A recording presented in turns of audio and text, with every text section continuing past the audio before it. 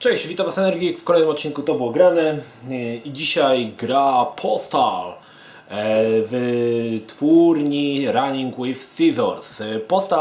Pierwszy Postal został wydany w 1997 roku i była to gra, która stanowiła całkowite zaprzeczenie ówczesnych sposobu tworzenia ówczesnych gier.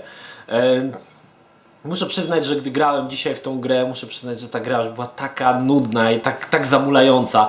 Ale w 1997 roku, kiedy byłem małym statystycznym bachorem, nawet mi sprawiała dosyć sporo przyjemności. Nie wiem, od czego zacząć, słuchajcie. Postal jest strzelanką. Chyba tak to najprościej mogę określić. Strzelanką w rzucie izometrycznym, a przez część poziomów strzelanką w rzucie z góry. Nie ma fabuły. To jest w ogóle przedziwne, bo tak jak mówię, ta gra to jest taka trochę antyteza gry. Nie posiada właściwie absolutnie żadnej fabuły. Nie posiadała nawet wstępu, żadnego intra. Gra po prostu się zaczynała i już. Jesteś Postal Dudem, który... Te informacje, słuchajcie, pobieram tutaj z pudełka, który wpadł w szał i zaczyna zabijać wszystkich wokoło. Pewne klucze co do fabuły można znaleźć w samych planszach, na przykład to, że prawdopodobnie nasz główny bohater dostał nakaz eksmisji, przez co stoi w pierwszej planszy przed domem ciężarówka, w której przewozi się graty i prawdopodobnie może to przepełniło czarę goryczy, nie wiem. Gra miała właściwie tylko jeden cel, wzbudzić kontrowersję i w 1997 roku się to udało. O Postalu było głośno, chociaż gra była strasznie słaba. Choć muszę przyznać, znaczy może inaczej, teraz uważam, że jest słaba. W 1997 roku skończyłem ją parokrotnie, może ze 4-5 razy. Nie mogę powiedzieć, że jakoś mi sprawiała masę przyjemności, ale grało się w to przyjemnie. Gra była typowo taką grą na wyżycie się, nie zadawanie pytań o sens i cel całej tutaj tej gry. Pierwsze, co się rzuca w oczy, gdy odpalacie tą grę, to niesamowita bieda. Bieda w tej grze jest wszechobecna. Nie chodzi o to, że gra jest biedna graficznie. Znaczy to też. Ogólnie cały ten koncept tej gry, cała ta budowa, konstrukcja całej gry jest niesamowicie biedna. Tak jak powiedziałem, nie ma intra. Wszystkie tła w grze są to zwykłe bitmapy, czy też JPEGi, czyli mapy są narysowane swoją drogą dosyć ładnie, choć czasami się sypie perspektywa, ale są one rysowane ręcznie. One nawet nie były w żaden sposób spakowane i te plansze można było sobie zobaczyć na płycie. One były chyba w postaci JPEGów, o ile dobrze pamiętam. Te tła. Postacie są trójwymiarowe, jednakże są one na tyle małe, że ciężko określić w ogóle, jak one wyglądają. No i cóż, no i co tu mogę powiedzieć, słuchajcie, no i to wszystko. Widziałeś jedną planszę w Postalu, widziałeś je wszystkie. Tutaj nic się nie zmienia. Nasz bohater posiada podstawowy karabin, który posiada nieskończoną ilość amunicji. Dodatkowo może zdobyć inne jakby narzędzia mordu, które nie różnią się absolutnie od jakiegoś takiego najbardziej standardowego shootera, więc shotgun, bazooka, miotacz ognia, jeszcze jest taka wyrzutnia napalmu, takiej, nie wiem jak to się mówi, bo to się nazywa, ten karabin się nazywa chyba Jackal, to jest taki shotgun maszynowy, że tak powiem, że strzela od razu tak szybko, wypluwa naboje.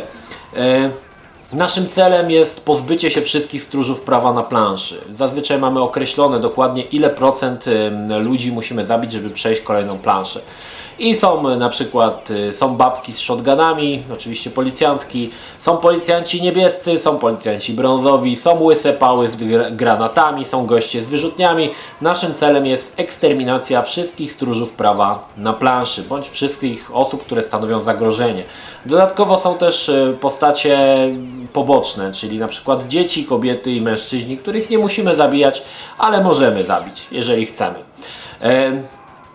Bieda w tej grze przedstawia się chociaż w wielu różnych aspektach. Na przykład to, że każdą z postaci, która aktualnie trafimy, która na klęczkach próbuje uciec, bądź ranna czołga się gdzieś, żeby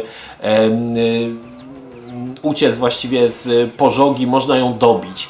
I tutaj nawet twórcom nie chciało się stworzyć różnych animacji dobijania dla różnych broni, więc nawet jeżeli trzymasz shotguna, czy nawet miotacz ognia, to i tak Postal dobije postać z tego standardowego karabinu i zawsze to dobicie wygląda tak samo. Dodatkowo rzuca czasami jakiś czerstwy frazes w stylu, można powiedzieć, Duke Nukem, swoim takim głębokim głosem. Przyznam szczerze, że nie wiem, jak ocenić Postala. Dzisiaj z perspektywy czasu, gdy robiłem ten gameplay, gra jest strasznie nudna, smutna i w ogóle taka, no tak jak mówiłem, taka bieda z tej gry bije. Taka niesamowita bieda, jakby gra była robiona na kolanie, na szybko, bez jakiegoś właściwie przemyślenia. Po części dlatego też, że nie ma fabuły. Znaczy, prawdopodobnie to jest też dlatego, żeby sobie gracz sam wkręcał jakąś fabułę, ale nie wiem. Nasz bohater przemierza 16 kolejnych planż, gdzie raz, może ze 2 razy trafia się coś pomysłowego. W jednej planszy jest parada, gdzie idą ludzie z trąbkami, można wrzucić w to, nie wiem, koktajl Mołotowa albo granat i zobaczyć, jak wszyscy tam giną w pożodze, rzucając trąbki na lewo i prawo. Innym razem mamy jakąś pikietę demonstracyjną, chodzą ludzie z tabliczkami, też można ich zabić, ale tak naprawdę, tak jak mówię, widziałeś pierwszy poziom, widziałeś je wszystkie, one niczym się nie różnią. Nawet pomiędzy kolejnymi planszami nie ma żadnego filmu, nie ma żadnej, znaczy może jest to jakaś konsekwencja, bo ten bohater idzie przez różne części jakby miasta, zaczyna gdzieś tam na jakichś takich obrzeżach miasta, w końcu dociera do tego miasta, przechodzi przez park, aż dociera do bazy wojskowej. Jednakże trzeba przyznać, że brakuje to jakiegoś sensu w tej grze. To jest jedna z takich gier, których nie lubię, która nie posiada żadnego sensu, nie ma żadnego celu sama w sobie. Naszym celem jest zabicie wszystkich stróżów prawa na planszy, bądź jakąś określoną ich procentowo liczbę i to jest słabe, muszę przyznać. To jest niesamowicie słabe.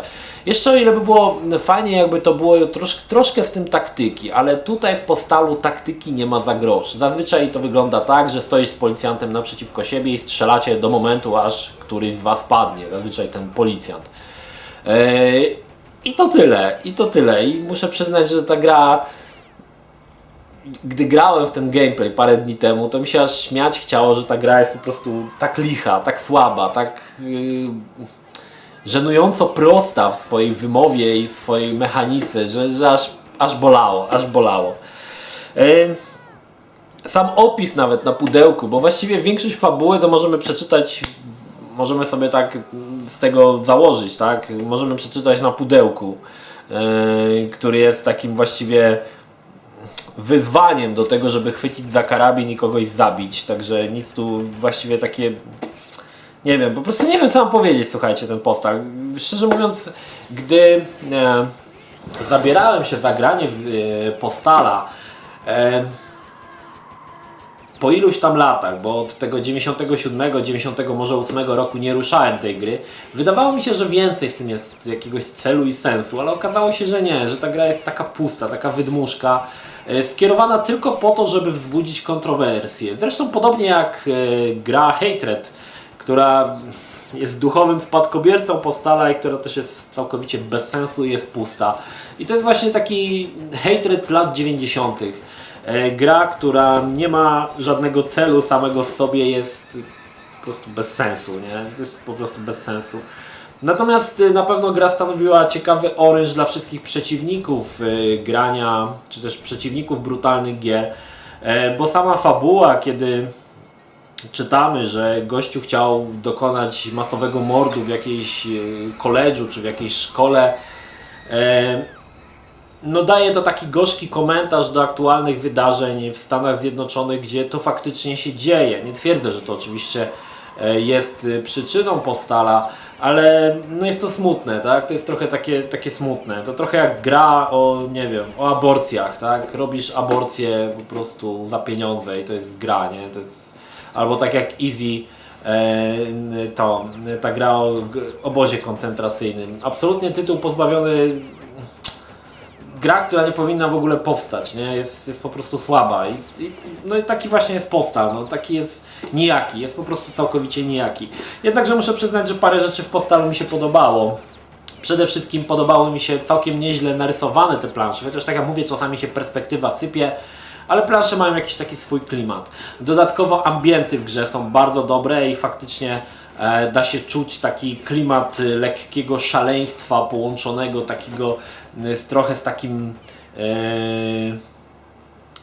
miastem, powiedzmy, osyfiałym trochę, jakby na przykład David Fincher reżyserował, właśnie taki klimacik jest takiego syfu, brudu, takiej trochę beznadziei.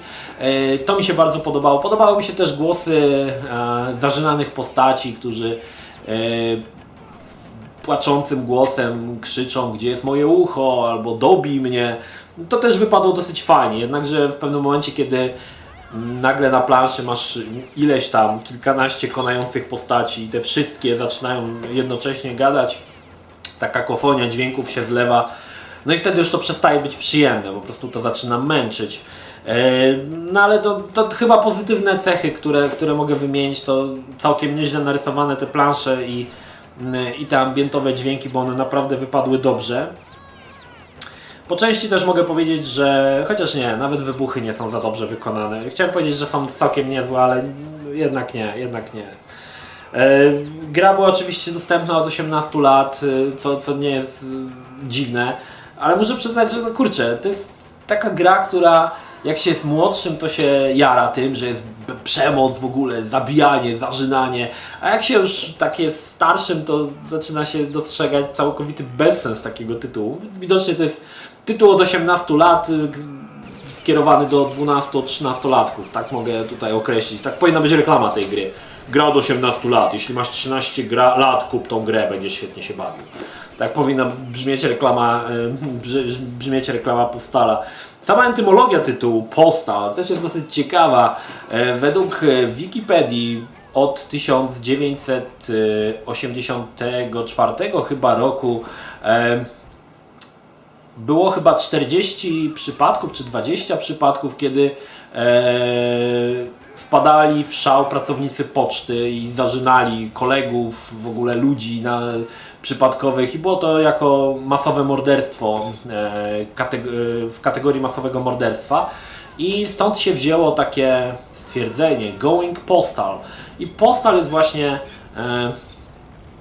takim slangiem, tak? W slangu się mówi, że komuś odbija i zaczyna strzelać do przypadkowych ludzi. Pamiętam, że Postal pojawiła się recenzja, nie pamiętam w jakim czasopiśmie, może to było Secret Service, a może Top Secret i tam usilnie wmawiali, że właśnie główny bohater jest listonoszem. Tak naprawdę mógłby być listonoszem, czemu nie, bo w sumie nie wiadomo kim on jest ten bohater, ale tam właśnie, że Postal to na pewno to jest listonosz. Pamiętam, że wtedy mnie to śmieszyło dosyć, bo już znałem właśnie tą stwierdzenie going postal i było to dosyć zabawne, ale teraz patrząc na to, może faktycznie mógłby być listonoszem, bo czemu nie? Nie wiem co mam powiedzieć, słuchajcie, naprawdę nie wiem co mam powiedzieć o tej grze, bo można zamknąć ją w jednym zdaniu, chodzisz i strzelasz, tyle. Nie ma żadnego celu, nie ma żadnego sensu. Dodatkowo warto zwrócić uwagę, że dodano też tutaj multiplayer, gdzie można było grać po sieci LAN, ale ja nigdy nie grałem po sieci w to i nie wiem, czy w ogóle z 5 osób na świecie było zainteresowane graniem w Postala po sieci, może tak. Ale mi się nie wydaje. To co jeszcze można w miarę pozytywnie określić, to całkiem nieźle zrealizowana krew, gdy postać na przykład ranna się czołga i krew się za nią leje, zostawia ślad, no to wygląda całkiem spoko. Dodatkowo tutaj podobnie jak, to jest też taka gorzka, słuchajcie, gorzka ironia trochę, że postać głównego bohatera w sytuacji, kiedy nie ma wyjścia, kiedy jest już otoczona, ma mało energii, może popełnić samobójstwo. Odpowiada za to jeden przycisk na klawiaturze. No i to jest trochę takie nawiązanie do tych wydarzeń późniejszych w tych szkołach, gdzie zazwyczaj napastnicy na końcu po zabiciu iluś tam uczniów strzelali sobie w głowę. I to jest właśnie w Postalu. To jest taki, można powiedzieć, taka przestroga przed tymi wszystkimi masakrami w amerykańskich szkołach. A Postal był, można powiedzieć, no był wcześniej, tak? Niż na przykład tam w Columbine, czy Columbine, nie pamiętam jak to się nazywała ta szkoła, gdzie była taka najbardziej znana, tak? Ta masakra. No cóż, gameplaye, które widzicie jednakże nie pochodzą z tej mojej oryginalnej gry. Musiałem tą grę kupić na Gogu z tego względu, że ta wersja ma problemy z nagrywaniem gameplay, to znaczy ona działa w rozdzielczości chyba 800 na 600 maksymalnie, ale nie można żadnym programem grać z niej gameplay. Poza tym są problemy z animacją postaci, które giną w wyjątkowo dziwny sposób. Jednakże gameplaye, które widzicie, są z tak zwanego Postal Plus. Posiada on 4 dodatkowe poziomy i pewne różnice, są to niuanse, ale te różnice są. W Postal Plus nasz główny bohater na przykład ma granatowy płaszcz, natomiast w oryginalnym Postalu miał płaszcz różowy. Nie wiem dlaczego to zmieniono, może stwierdzono, że trochę tak nie pasuje do takiego świra różowa kapotka, może tak, może nie. I pewnie tych zmian jest troszkę więcej, jednakże ja już, tak jak mówię, grać się dało, ale te błędy, które występowały w grze skutecznie i tak przeszkadzały jeszcze bardziej, i tak już w dosyć takiej drodze przez męce, żeby to skończyć. Natomiast no nie wiem co mam wam powiedzieć, no nie polecam gry. No ale dobra, zobaczmy co jest w pudełku. Samo design pudełka jest spoko, taki jak właśnie szary papier, taki siermiężny. Tutaj mamy jakieś przestrzelone dziury. To nawet wygląda całkiem, muszę przyznać, spoko. Dodatkowo to jest ciekawostka. Na górze jest taki pasek, na którym jest napisane Restricted Area i ten pasek można było zerwać, ponieważ on był tutaj taki perforowany. Tu mam nawet fragment oddarty i można było zerwać ten pasek. Po co? Nie wiadomo, skoro pudełko i tak można otworzyć w ten sposób. No ale w jakiś tam przedziwny sposób ktoś w Take-Two w wydawnictwie wpadł na to, że może to jest jakieś rozwiązanie. Całe pudełko jest czarne, bez żadnych napisów, czyli takie grobowe pudełko. W środku na samym początku rzuca nam się instrukcja, na dole mamy napis Take-Two, czyli wydawcę tej gry. Nawet instrukcja w tej grze jest, słuchajcie, biedna. Jest tak biedna, że tu nic z tej instrukcji tak naprawdę nie ma. Mamy tylko jak uruchomić grę w 4 językach. Wszystko jest czarno-białe, tutaj tylko takie ślady po kuli dodali, dzięki czemu ta instrukcja wygląda jeszcze bardziej żenująco.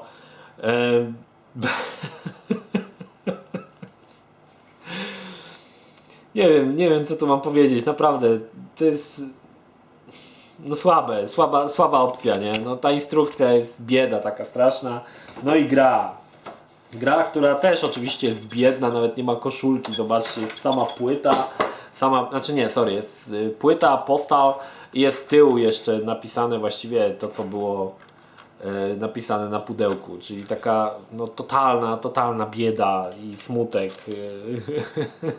Jak widzisz tą grę, to po prostu sam chcesz wziąć karabin i iść do tego Running with Scissors i ich po prostu zastrzelić za to, że wydałeś pieniądze na taką biedę.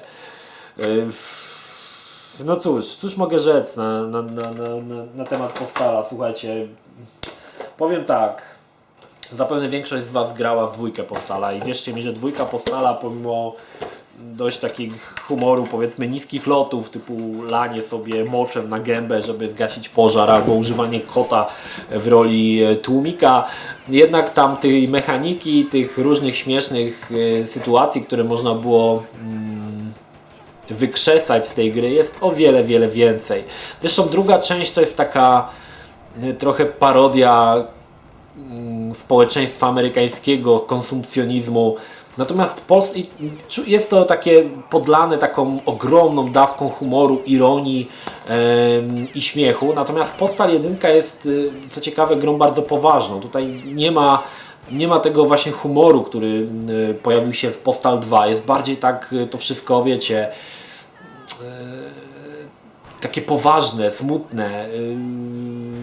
No takie powiedzmy, nie ma właśnie tej dawki, tego dystansu do samej gry do siebie. Natomiast to się pojawiło zdecydowanie w drugiej części i wypadła ona na pewno lepiej. Zwłaszcza, że tam tych pomysłów, tak jak mówię, było dosyć dużo. Natomiast Postal 1 to gra, której nie polecam. Wierzcie mi, że tytuł jest bardzo słaby, nudny, powtarzalny, nie posiadający żadnej fabuły, ani żadnego celu, ani sensu samego w sobie. Jest to gra, która Nie wiem nawet po co powstała. Znaczy powstała tylko pewnie po to, żeby zarobić na kontrowersji, bo to był chyba główny cel całego tego projektu i to się udało, tak? Ale poza tym Postal jest grą pustą, to jest wydmuszka, jest pusta jak pudełko bez gry, no jest taka, słyszycie jak jest puste. Także nie polecam, obejrzeliście sobie gameplaye na moim kanale i to Wam powinno starczyć. Nic tu ciekawego niestety dla siebie nie znajdziecie. Trochę smutek muszę przyznać, bo jakoś w 97 roku miałem bardziej pozytywne nastawienie do tej gry, zwłaszcza, że skończyłem ją parokrotnie, ale to też były troszkę czasy takie, kiedy kończyło się wielokrotnie gry, z tego względu, że tych gier nie miało się aż tyle, tak? Także grało się w to, co było akurat dostępne i kończyło się po tyle razy, ile się dało. No i cóż mogę rzec, no... Nie grajcie w to, bo szkoda waszego czasu. Zagrajcie, jeżeli już chcecie zagrać w Postala, to polecam drugą część, która jest śmieszna, zwłaszcza, że chyba nawet niedawno jakiś dodatek wyszedł po iluś tam latach, w ogóle absurd totalny. Natomiast Postal 1, nie wiem co mam o nim stwierdzić, no. Jest szary jak ten papier na tym pudełku i chyba takim podsumowaniem skończmy ten mój monolog na temat tej lichej gry. To tyle. Pozdrawiam Was, Energik, trzymajcie się, do następnego. Cześć.